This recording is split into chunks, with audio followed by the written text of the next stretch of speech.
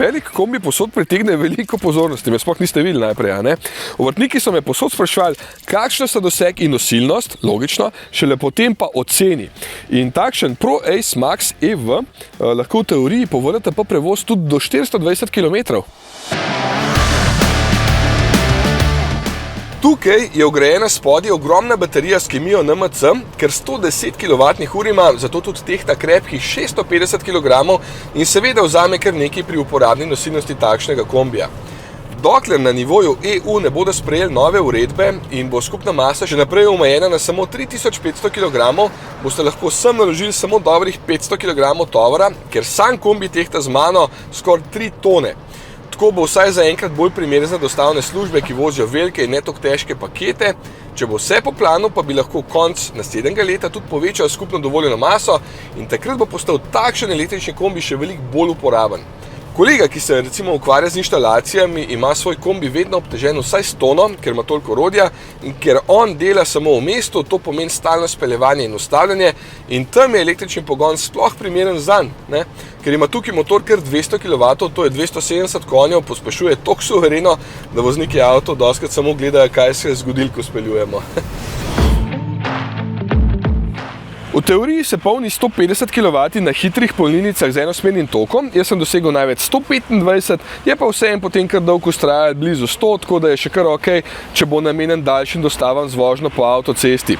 Še bolj mi je pa všeč, da ima vgrajen 22 kW polnilnik za izmenični tok, zato je čist prazna baterija polna okrog 6 urah.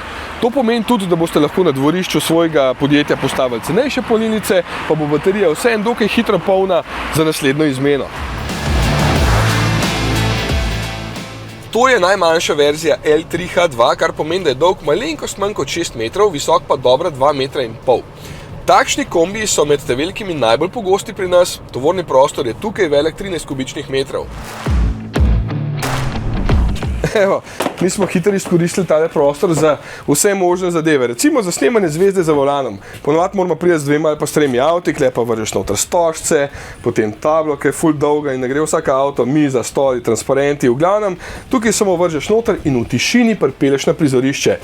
Ja, za take dostave zna biti to zelo uporabna zadeva, sploh v mestih, kjer imajo zelo stroge omejitve glede izpustov. Imam feeling, da bo tudi pri nas malo tako, kakor je že marsikje po Evropi. Okej. Če tole še malo pritrdimo, pa bo.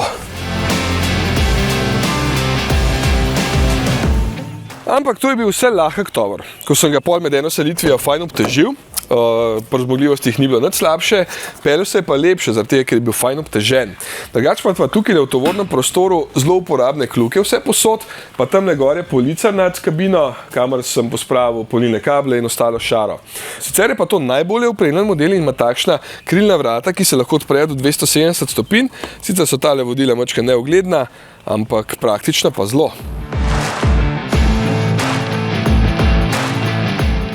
Znotraj pa med drugim še vzmeten voznikov sedež, to je res cool na vseh poteh, pa zraven je tukaj še prilagodljiv tempomat, tukaj ima potem poklopno polico, če jo rabite, pa seveda zelo uporabno kamero zadaj, ja, takole na veliko pokaže. Osnova sama je pa že dokaj stara, ker je na isti platformi še kar nekaj kombijev iz skupine Stellantis.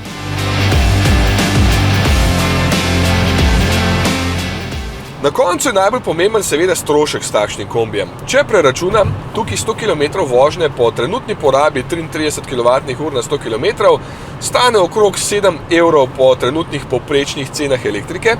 Če takšen dizelski kombi porabi povprečno okoli 10 litrov, pa je strošek okrog 18 € na 100 km. Ja, res, da za ceno električnega dobiš še skoraj 2 dizelska, ampak je pri električnem načeloma manj delov, ki se lahko pokvarijo, zato bi morali biti servisi na dolgi rok cenejši. Če bi šteli samo strošek energije, bi se pa po trenutnih cenah izenačila po šele dobrih 300 000 km. Odločitev je zato bolj odvisna od tega, če takšen kombi morate imeti, ali pa če ga želite voziti, ker je za uporabo bistveno bolj prijeten. Tudi takole na avtocesti, čeprav ima tukaj hitrost omejeno na 130, zdaj sicer piše, da gre 134, ampak v resnici je to 130, bi letel še ful bolj, ampak itak ne sme.